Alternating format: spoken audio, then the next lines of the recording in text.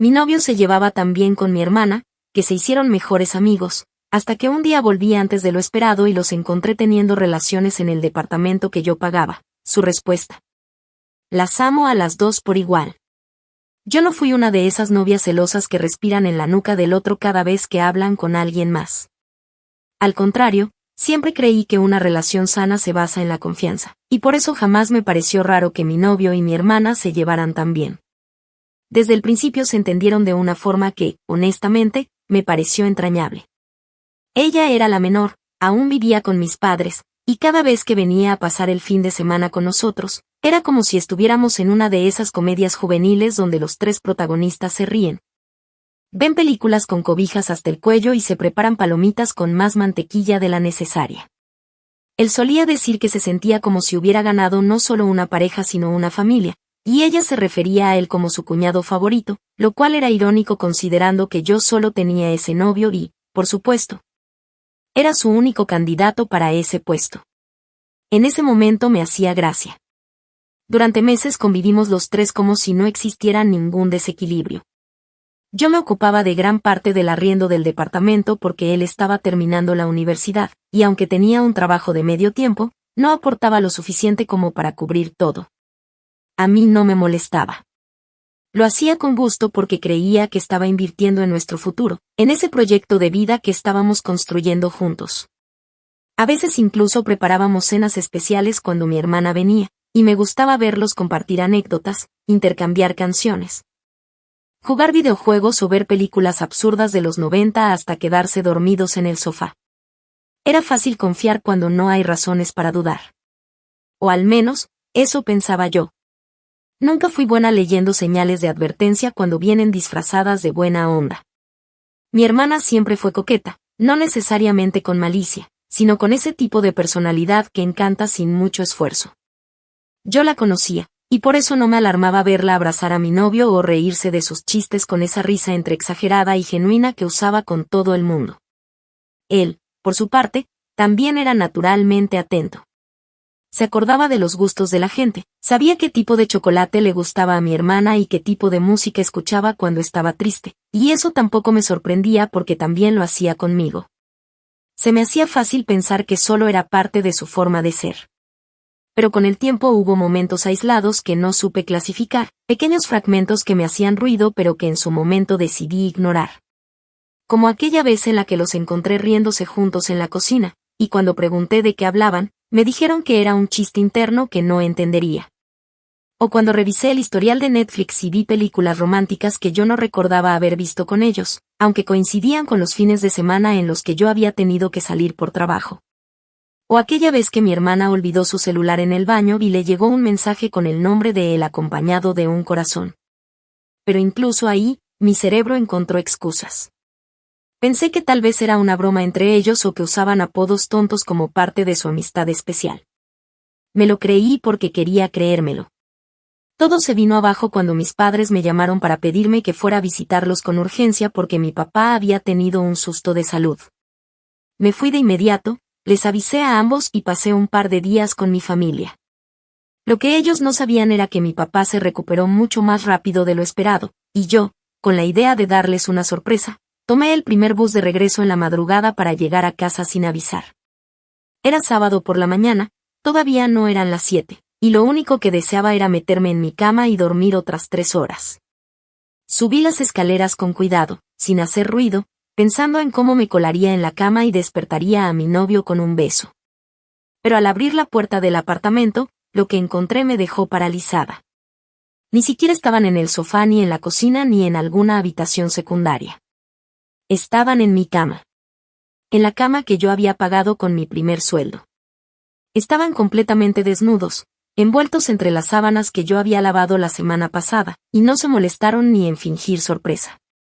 Solo se miraron entre ellos, luego me miraron a mí, y fue él quien rompió el silencio con una frase que me perforó el pecho: no queríamos que te enteraras así, pero te juro que las amo a las dos por igual. En ese momento no grité. No lloré. No me derrumbé. Solo me quedé ahí parada, sin mover un músculo, y sentí que todo dentro de mí se apagaba. No porque no doliera, sino porque el dolor era tan grande que ya no encontraba por dónde salir. Me quedé unos segundos observando esa imagen repugnante, esa escena que parecía sacada de una pesadilla barata, y lo único que hice fue dar media vuelta.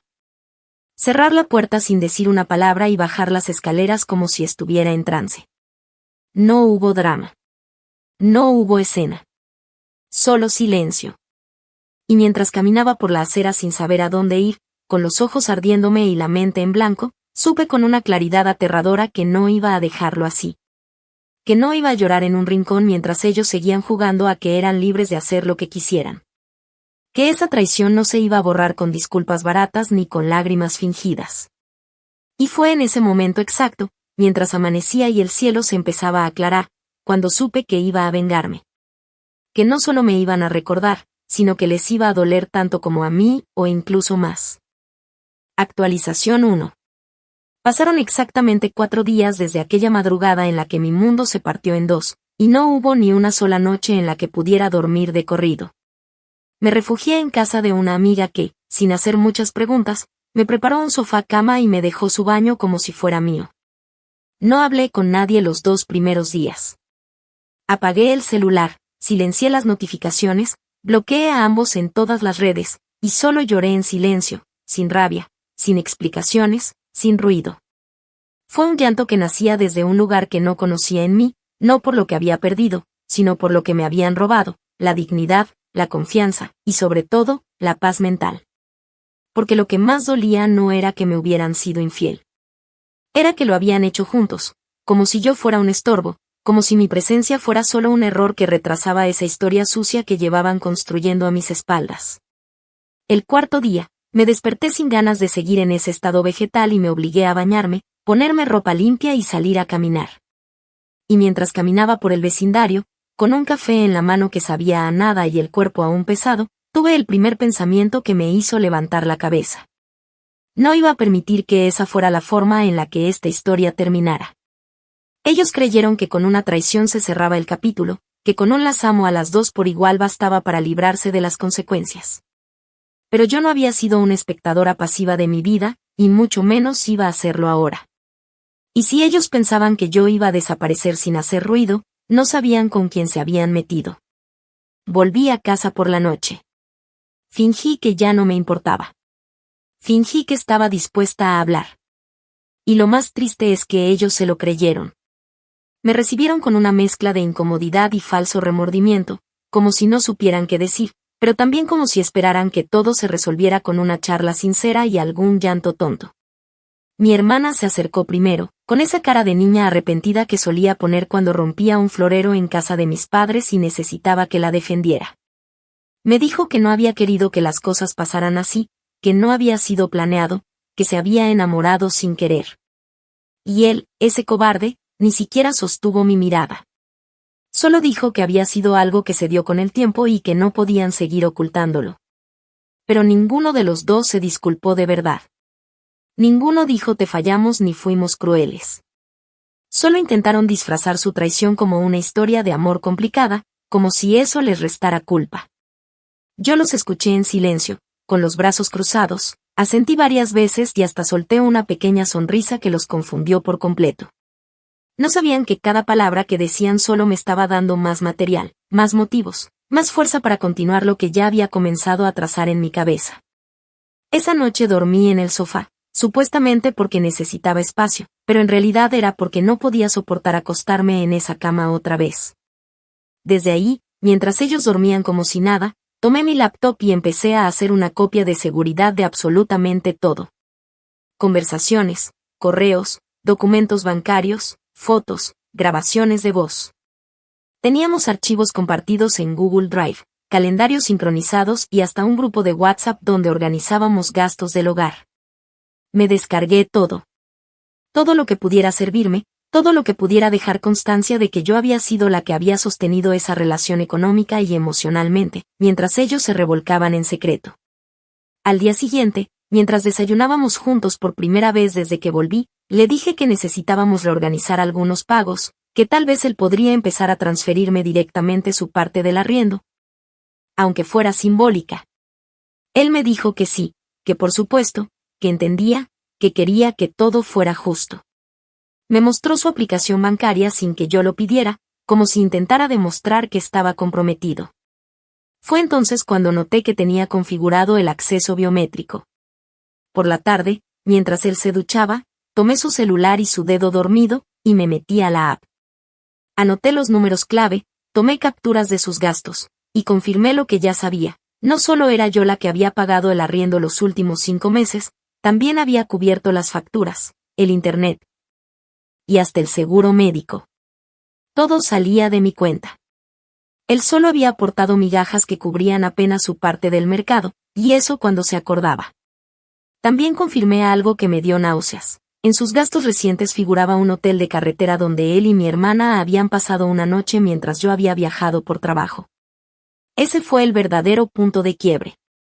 Hasta ese momento, aún conservaba una parte de mí que buscaba entender, que se aferraba a la idea de que tal vez todo había sido un accidente emocional.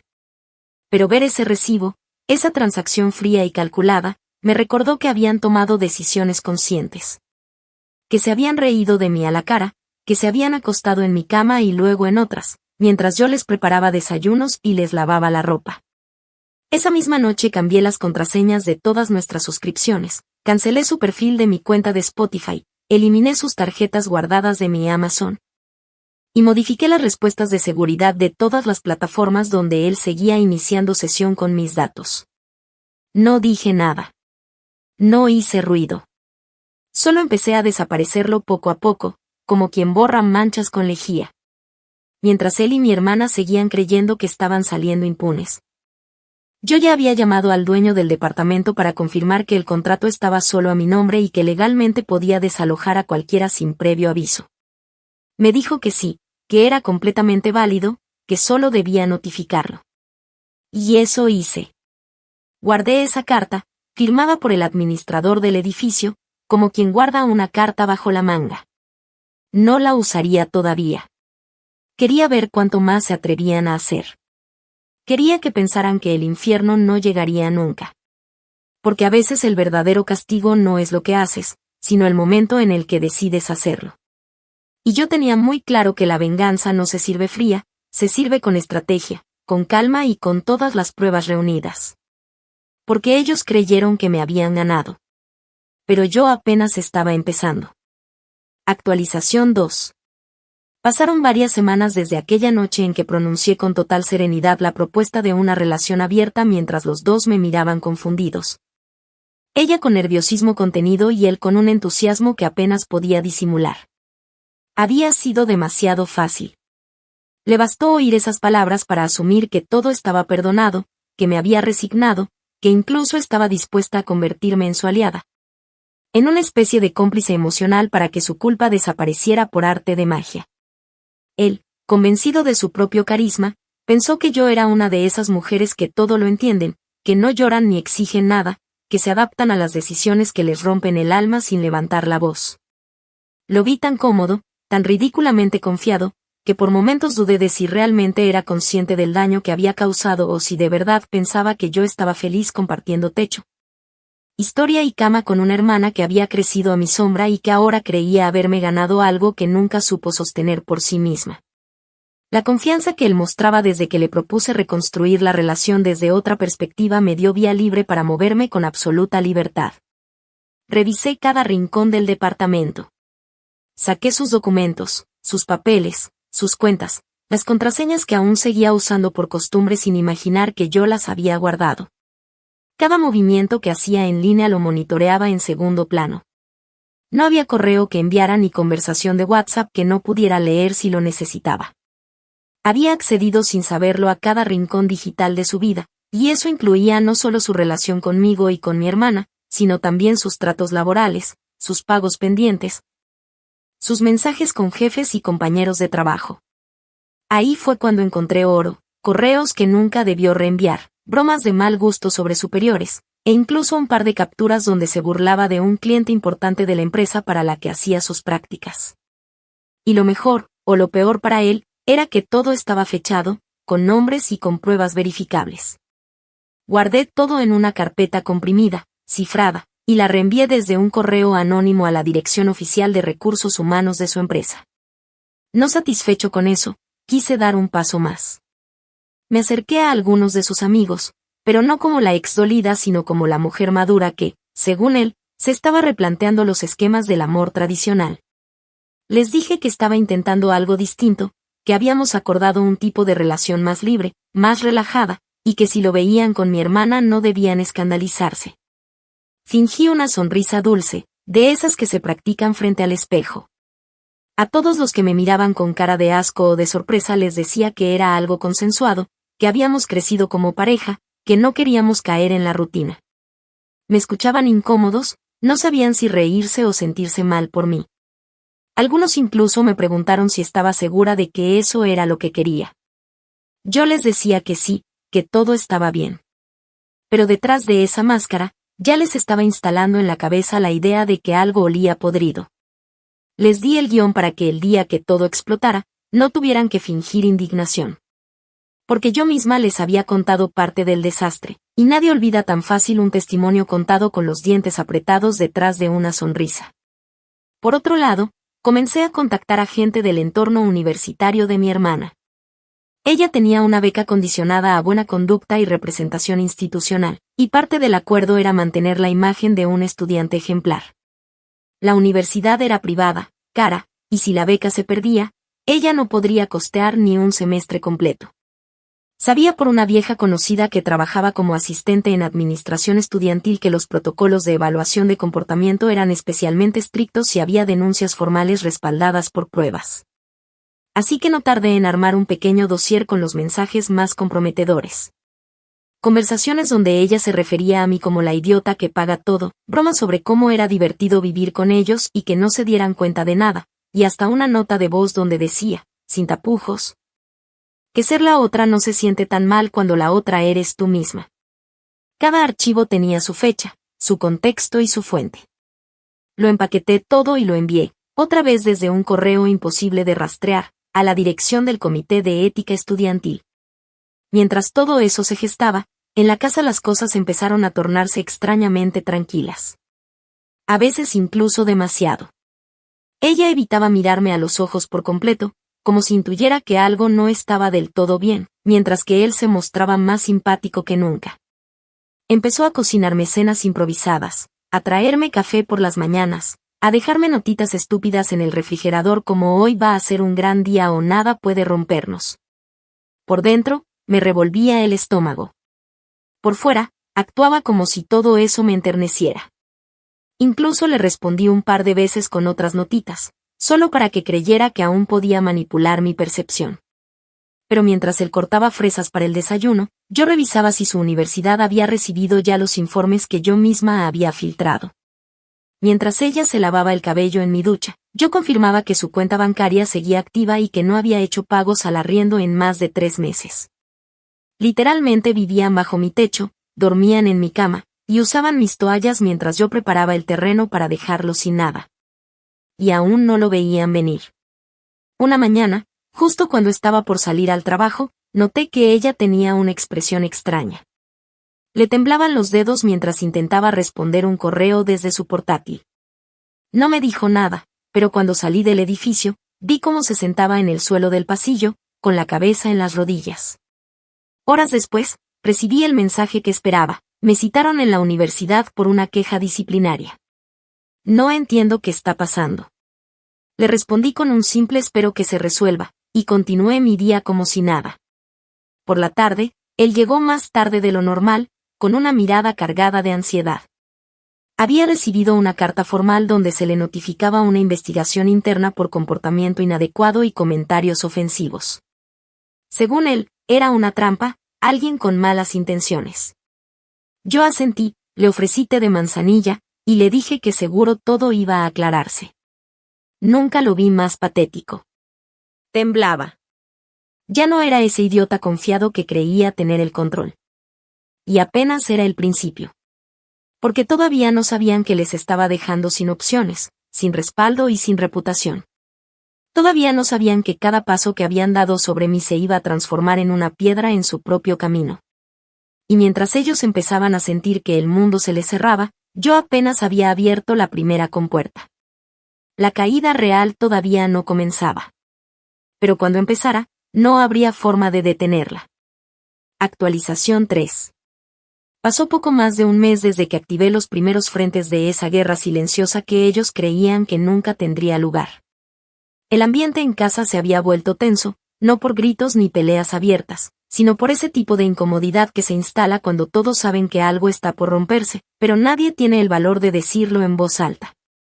Él caminaba por el apartamento como si estuviera esperando una mala noticia en cada esquina, desconfiando incluso del timbre cuando sonaba. Revisaba su correo 20 veces al día, respondía llamadas en voz baja, y cada vez que colgaba, me lanzaba una mirada rápida, como si estuviera convencido de que yo tenía algo que ver, pero sin pruebas, sin argumentos, sin una sola palabra que pudiera usar contra mí sin dejar en evidencia lo que en el fondo sabía, que había jugado sucio, que se había creído invencible. Y que ahora la tormenta estaba llegando más rápido de lo que podía soportar. Mi hermana, por su parte, había dejado de fingir alegría. Se notaba nerviosa, apagada, y ya no se quedaba tanto tiempo en el departamento. Decía que tenía cosas que hacer, reuniones de grupo, tareas acumuladas. Pero yo sabía que lo que tenía era miedo. Sabía perfectamente que sus correos habían sido revisados, que su beca estaba tambaleando, y que en su expediente ya figuraba una queja formal que la universidad no iba a ignorar solo porque llevara buenas notas. Por dentro, estaba empezando a desmoronarse. Y yo me aseguraba de que, cada vez que la veía, notara mi sonrisa tranquila, mi voz amable. Mis gestos de cortesía que no hacían más que recordarle que aún no tenía idea de hasta dónde podía llegar yo cuando se trataba de ajustar cuentas. Durante ese mes de tensión acumulada, terminé de preparar la siguiente fase. Empecé por el entorno social, los conocidos, los amigos en común. Las personas que no sabían bien qué había pasado pero que seguían saludándome con esa mirada incómoda de quien intuye que algo grave ocurrió pero no se atreve a preguntar. Una noche, sin decirle a nadie, redacté un post anónimo en un grupo local de historias y confesiones en redes sociales. No mencioné nombres, pero describí los hechos con lujo de detalle, la traición, el vínculo familiar, la convivencia, la manipulación emocional. Y la arrogancia de alguien que tuvo el descaro de decir las amo a las dos por igual después de acostarse con mi hermana en la cama que yo pagaba. No fue necesario señalar a nadie. Bastó con relatar los hechos para que los comentarios empezaran a explotar. Gente compartiendo el post, dejando teorías, algunos identificando fechas, detalles, pistas. Porque cuando vives en una comunidad donde muchos se conocen, no se necesita ser un genio para unir los puntos. Y yo me aseguré de dejar los puntos bien claros. El post se viralizó en cuestión de horas. No era una historia de venganza explícita, sino una narración tan medida y tan humana que incluso los que no me conocían empezaron a compartirla.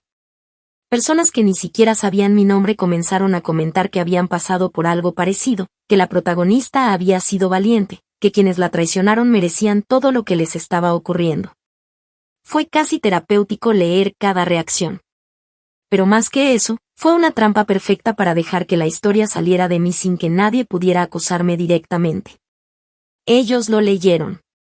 Lo sé porque esa noche, mientras yo preparaba té en la cocina, escuché cómo mi hermana lo leía en voz alta desde el celular, con los ojos abiertos como platos y la voz temblorosa. Él se quedó callado. No dijo ni una sola palabra. Solo le quitó el teléfono y empezó a leer por su cuenta. Me pasé toda la noche escuchando cómo caminaban en círculos, cómo murmuraban en la habitación, cómo trataban de convencerse de que eso no tenía que ver con ellos. Pero los dos sabían que sí. 2 días después, recibí un mensaje privado de una excompañera de universidad a la que no veía desde hacía años. Me dijo que había leído algo que la había hecho pensar en mí, que no sabía si era yo, pero que si lo era, tenía todo su apoyo. Le respondí sin confirmarlo. Le agradecí por sus palabras, y esa misma noche, varias personas más comenzaron a escribirme. Algunos lo hicieron de forma directa, preguntando si necesitaba algo. Otros solo me mandaron emojis de fuerza o frases de todo pasa por algo. No necesitaba sus palabras. Lo que necesitaba era saber que la historia estaba afuera, que ya no me pertenecía, que ahora ellos también sabían, que se estaba comentando, que la vergüenza empezaba a caer sobre los verdaderos culpables. Mientras tanto, él fue llamado nuevamente a su oficina. Esta vez no fue una simple reunión de seguimiento, sino una citación formal con la presencia del departamento legal. Lo supe porque dejó el sobre encima de la mesa por error. Cuando lo vio, intentó esconderlo, pero ya era tarde. Me miró, apretó la mandíbula y se encerró en el baño durante media hora. No dijo nada al respecto. No me pidió ayuda. No intentó explicarse. Solo empezó a buscar trabajo en silencio, como quien ya huele la caída pero sigue aferrado a un pedazo de cuerda. Ella, por su lado, fue informada de que su beca había sido puesta en revisión especial, y aunque técnicamente no era una expulsión inmediata, implicaba que debía presentar una defensa escrita, pruebas de su buena conducta y comparecer ante un comité dentro de las próximas semanas. Le escuché llamando a mi madre entre lágrimas, diciéndole que alguien estaba tratando de arruinarle la vida, que se sentía perseguida, que no sabía que había hecho tan mal. Y ahí, en ese llanto desesperado, supe que estaba comenzando a vivir, apenas, una fracción de lo que me había hecho a mí. Pero eso no era todo. Porque lo que yo quería no era solo que pagaran en privado. Quería que sintieran la exposición pública. Y para eso, lancé la última pieza que me faltaba, un video. No usé imágenes directas ni nombres, pero armé una narración con voz en off y frases textuales dichas por ambos, intercaladas con escenas simbólicas, una pareja abrazándose mientras otra llora sola. Una puerta que se cierra con fuerza, un celular cayendo al suelo. El título era lo suficientemente provocador como para atraer miradas. Mi hermana y mi novio me traicionaron y esta es la historia que nunca se atrevieron a contar. Lo publiqué desde una cuenta que había creado semanas atrás y que ya tenía seguidores por sus videos de historias personales. Nadie podía asociarlo directamente conmigo, pero los que conocían los detalles no tardaron en reconocerlo. El video alcanzó miles de vistas en las primeras 24 horas. Apareció en los recomendados de TikTok, se compartió en Reddit, en grupos de Facebook, en cuentas de Twitter que recopilaban historias de infidelidad real. La gente comentaba con rabia, con empatía, con odio hacia los traidores anónimos. Y ellos, aunque jamás lo confesaron, lo vieron. Lo sé porque al día siguiente, mi hermana no volvió a casa. Se quedó en la universidad. Y él, por primera vez, no pudo mirarme a los ojos al desayunar. Lo que no sabían es que esto apenas era la antesala. Porque destruir la imagen pública era solo una parte. Aún faltaba el golpe final. Y cuando cayera, no solo quedarían expuestos. Quedarían completamente solos. Actualización 4. Casi 2 meses después del día en que publiqué aquel video anónimo, que fue para mí como soltar un proyectil cuidadosamente ensamblado, la dinámica en el departamento se volvió insostenible. No por peleas abiertas ni discusiones a gritos, sino por el peso de un silencio que aplastaba cada rincón. Ya no se escuchaba música, ya nadie cocinaba en conjunto, ya no había risas ni bromas compartidas ni series que se vieran en el sofá. Él apenas salía de la habitación y cuando lo hacía, evitaba cruzarse conmigo, se movía por la cocina como un huésped temporal en casa ajena, torpe, con movimientos cortos, tenso incluso al abrir la nevera. Mi hermana, por su parte, había reducido sus visitas al mínimo. Se excusaba con trabajos, con entregas, con reuniones, aunque yo sabía, por contactos que tenía dentro del campus, que solo estaba tratando de evitarme, de no tener que respirar el mismo aire que yo mientras el piso bajo sus pies se deshacía a la misma velocidad que su reputación. Fue justo en esa época cuando tomé la decisión de cerrar ese ciclo desde el lado más frío y efectivo posible, el legal. Hasta ese momento, todo lo que había hecho había sido de forma encubierta, estratégica, pero todavía quedaban asuntos prácticos por resolver. Y el primero de ellos era el contrato del apartamento. Yo era la única firmante. Todo estaba a mi nombre. Desde el primer mes, había sido yo quien había hecho cada pago, yo quien había asumido las reparaciones, las cuentas, incluso los depósitos de seguridad. Él solo había aportado cuando yo se lo pedía y en montos tan ridículos que nunca llegaron a cubrir ni la mitad de su estancia. Así que fui al administrador del edificio y le notifiqué por escrito que un ocupante no autorizado, refiriéndome a él, por supuesto, estaba usando el inmueble sin mi consentimiento formal. Llevé los documentos que lo demostraban, incluidos recibos de servicios, transferencias bancarias, y capturas de sus mensajes donde reconocía no tener contrato firmado. No hubo discusión. Me autorizaron a desalojarlo en caso de que no se retirara voluntariamente en un plazo de 30 días. No le avisé de inmediato. Imprimí la notificación, la guardé en un sobre y la dejé sobre su almohada mientras él dormía.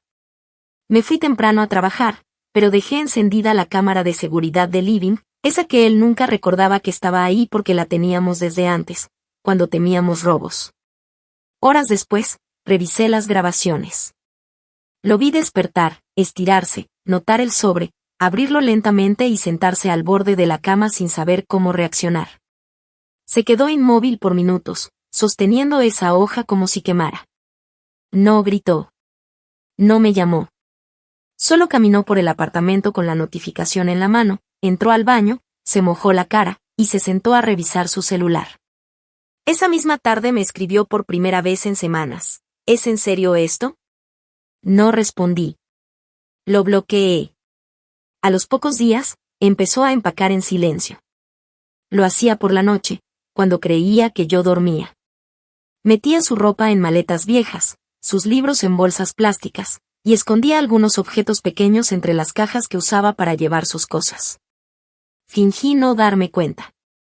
Pero mientras él hacía eso, yo ya había mandado a imprimir un paquete de capturas y correos que documentaban cómo se había beneficiado económicamente de mi estabilidad mientras mantenía una relación secreta con mi hermana. Todo respaldado por fechas, horarios, y algunos audios editados donde se le escuchaba decir que si no fuera por mí, estaría durmiendo en el carro.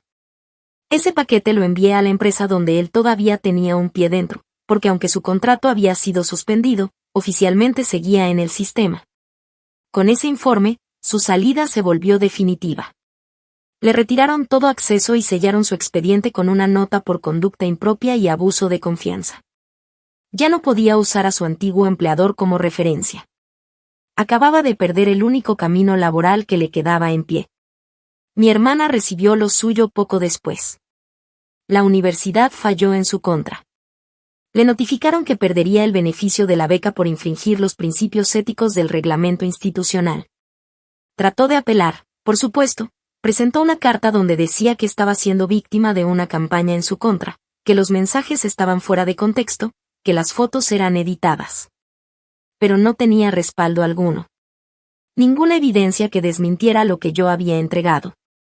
La respuesta fue simple, el beneficio quedaba anulado y debía cubrir el total del semestre en curso si deseaba continuar.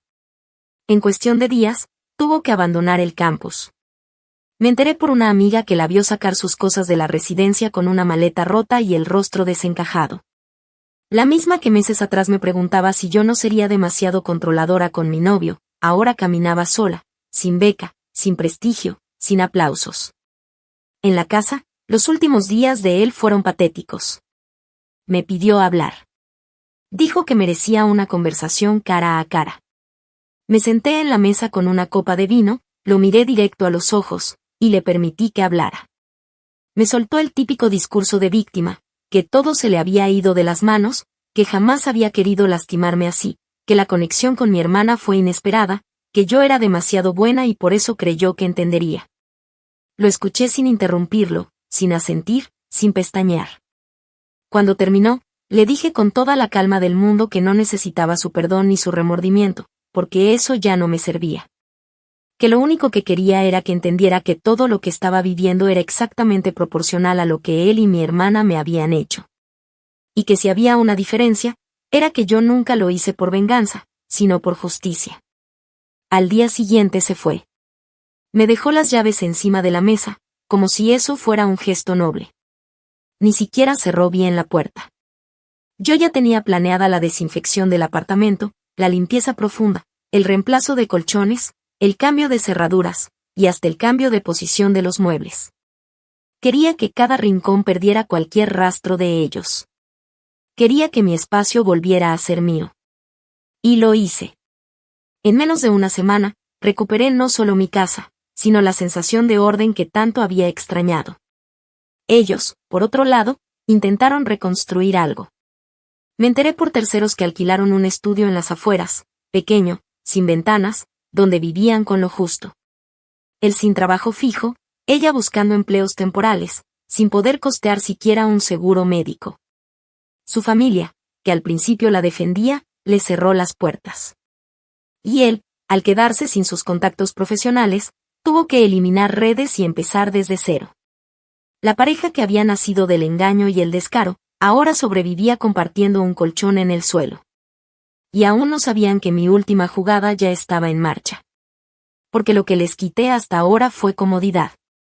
Lo siguiente sería reputación. Y esa herida, no cierra tan fácil. Actualización final. Pasaron 6 meses desde que cerré la puerta de mi apartamento por última vez con el del otro lado, cargando sus cosas con una dignidad tan falsa que hasta sus pasos sonaban vacíos.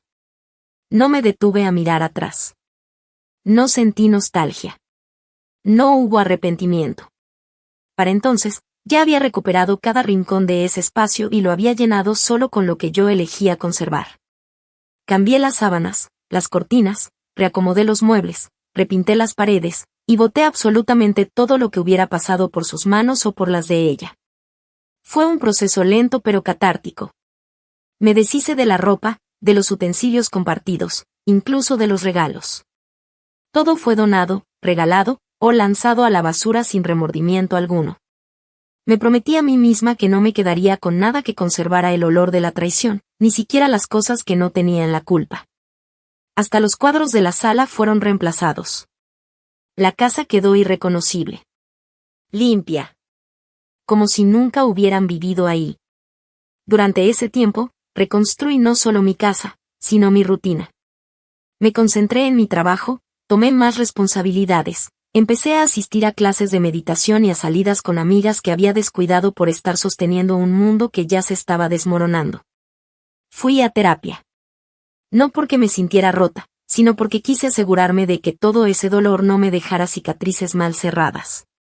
No quise que la rabia se me quedara alojada en el pecho para siempre, ni que el rencor se convirtiera en el único hilo conductor de mi vida. Porque sí, me vengué. Lo hice con cada célula de mi cuerpo, y sin un solo grito. Pero también entendí que la verdadera victoria no era verlos arrastrarse, sino lograr que su miseria no me definiera a mí. Y en ese sentido, gané. Porque mientras ellos trataban de sobrevivir entre deudas, trabajos basura y el juicio social que no deja respirar a quienes se creen invencibles, yo empecé a caminar ligera. Lo que no les conté, y que ambos descubrieron por su cuenta, fue lo que hice con la información final que guardaba bajo llave. Porque, en el fondo, siempre supe que ellos intentarían recomponerse de alguna manera. Quizá no desde el amor, porque lo que tenían no era más que lujuria disfrazada de aventura, pero sí desde la necesidad de no quedarse solos. Y eso me preocupaba poco. Lo que me interesaba era que no lograran reconstruir su imagen a costa de minimizar lo que habían hecho. Así que cuando supe que ella había empezado a subir contenido en redes ofreciendo consejos para estudiantes que quieren recuperar su motivación académica y que él se había creado un canal donde hablaba de resiliencia emocional después de una relación complicada, supe que era momento de actuar por última vez. Tenía aún todo el material guardado. Conversaciones privadas, notas de voz, capturas de pantalla, audios que nunca había utilizado porque prefería hacer todo a través de canales institucionales y formales. Pero esta vez, no se trataba de empleadores ni universidades. Se trataba de la opinión pública. Así que creé una cuenta alterna en redes, distinta a la que había usado meses atrás. Esta vez, no para contar la historia desde el anonimato, sino para simplemente mostrar las pruebas. Nada más. Sin narración. Sin discurso. Solo capturas ordenadas, cronológicas, audios breves y mensajes exactos. No me esforcé en explicar nada. Las imágenes hablaban solas. Los mensajes eran tan explícitos, tan descarados, que ni aunque hubieran querido justificarlos con el cuento de la relación poliamorosa habrían logrado limpiar su nombre. El material se difundió con velocidad. Algunas personas que aún no sabían que la historia anterior era sobre ellos, ahora lo supieron. Empezaron a aparecer comentarios bajo sus videos, sus publicaciones, sus intentos de rebranding. Les preguntaban si seguían robándole cosas a su hermana, si aún vivían juntos en el colchón del estudio, si pensaban enseñarles a otros cómo manipular a una mujer hasta vaciarle la cuenta bancaria. Los seguidores que habían conseguido en esos meses se les fueron de las manos en cuestión de días. Ambos cerraron sus cuentas. Él desapareció del mapa virtual. Ella intentó reaparecer con un nombre distinto, pero bastaron 2 personas con buena memoria para recordarle quién era. Lo que más les dolió no fue que la gente los supiera culpables, sino que ya nadie les creyera capaces de decir la verdad. Nunca me escribieron. No me buscaron. No me llamaron. Quizá porque entendieron que cualquier cosa que intentaran usar como excusa podía terminar siendo usada en su contra. O quizás porque por fin comprendieron que ya no era aquella mujer que un día se fue llorando por unas escaleras. Yo ya no estaba interesada en escucharlos. No necesitaba su arrepentimiento. Ni su versión. Solo quería que vivieran con lo mismo que me dejaron a mí, la conciencia constante de haber destruido algo valioso por un capricho, por una pulsión, por una cobardía que disfrazaron de conexión genuina. Hoy, medio año después, ya no tengo pesadillas. Ya no me arde el estómago al recordar cómo los encontré aquella madrugada. Ahora pienso en ese momento como un punto de quiebre. No el fin de mi historia, sino el inicio de una etapa más limpia. Ya no cargo con la necesidad de justificarme. No necesito contar mi versión a quien no quiere escucharla. La verdad está allá afuera. La conocen quienes deben conocerla. Y lo más importante, no necesito su perdón, porque nunca les hice daño. Solo devolví lo que lanzaron, y lo hice con precisión, con estrategia, y sin perderme en el camino. Lo último que supe fue que se separaron. Discutieron una noche y uno de los vecinos llamó a la policía por disturbio doméstico. Al parecer, él la acusó de haber arruinado su vida, y ella lo culpó de hacerla perder la beca. Ninguno quiso ceder. Ninguno quiso cargar con toda la culpa. Y ahí terminaron, solos, derrotados, sin dinero, sin estudios, sin amor.